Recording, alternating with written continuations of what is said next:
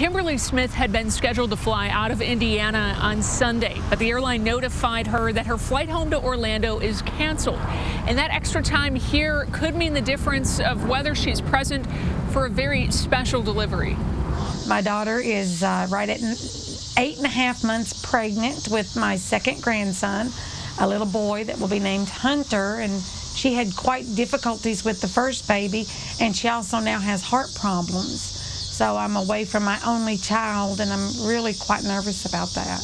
These photos show Smith with her daughter and grandson. She tells me she doesn't have her medications beyond a week's supply.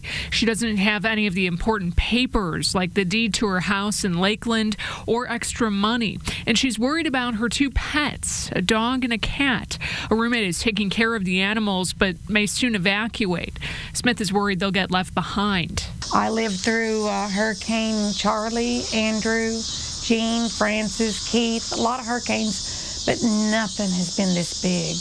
This thing engulfs the entire state, so it's really scary.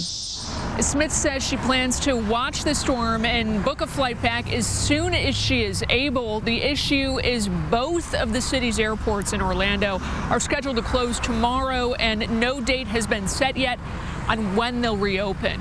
Katie Hines, RTV6.